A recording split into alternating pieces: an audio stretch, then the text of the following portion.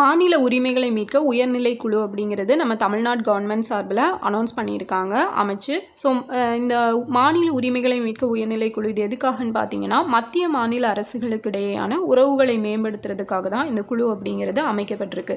So உங்களுக்கான question பார்த்தீங்கன்னா, மத்திய மாநில அரசுகளுக்கு இடையேயான உறவை அது பற்றின குழு அமைக்கிறது வந்து எத்தனையாவது ஆர்டிக்கல் அப்படிங்கிறத நீங்கள் கமெண்டில் சொல்லுங்கள்.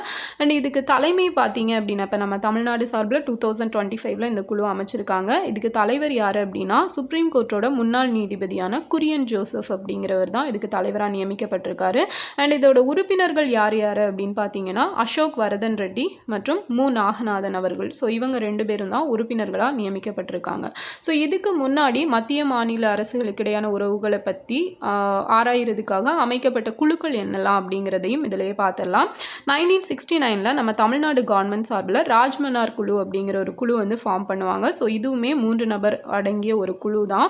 இவங்க தங்களோட அறிக்கையை 1971 சப்மிட் பண்ணியிருப்பாங்க. ஸோ நெக்ஸ்ட் வந்து 1983 சர்க்காரியா கமிஷன் அப்படிங்கிற ஒரு கமிஷன் வந்து அமைச்சிருப்பாங்க. இது வந்து மத்திய சென்ட்ரல் கவர்மெண்ட் சார்பில் அமைக்கப்பட்ட ஒரு குழு. அதுக்கப்புறம் பார்த்தீங்கன்னா 2000 நீதிபதி வெங்கடச்செல்லையா குழு அப்படிங்கிறது அமைச்சிருப்பாங்க. ஆக்சுவலாக இது வந்து நம்ம அரசியல் அமைப்பை வந்து ஒரு மறுசீராய்வு பண்ணணும் அப்படிங்கிறதுக்காக அமைக்கப்பட்ட குழு. ஸோ இது வந்து மத்திய மாநில அரசுகள் உறவு அப்படிங்கிற ஒரு கேட்டகரியில் வராது. பட் இது வந்து ஒரு கம்பைன் பண்ணி கொடுத்துருந்தனால இது நம்ம எடுத்திருக்கோம். அண்ட் இவங்க வந்து தங்களோட ரிப்போர்ட்டை வந்து 2002 வந்து சப்மிட் பண்ணியிருப்பாங்க. Next 2007 so 2007 Punji commission அமைச்சிருப்பாங்க. ஓகேவா? ஸோ இவங்க அவங்களோட அறிக்கையை 2010 வந்து சப்மிட் பண்ணியிருப்பாங்க.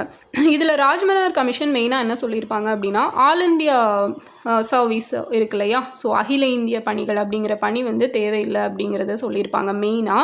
ஸோ ஆர்டிகல் 356 பற்றியும் பேசியிருப்பாங்க. சர்க்காரியா குழு வந்து ஆர்டிகல் 356 வந்து ஆளுநர்கள் தேவையில்லாத நேரத்தில் பயன்படுத்துகிறாங்க, ஸோ ஆளுநர் பதவி அப்படிங்கிறதே தேவையில்லை அப்படிங்கிற மாதிரியான ஒரு அறிக்கை வந்து கொடுத்துருப்பாரு.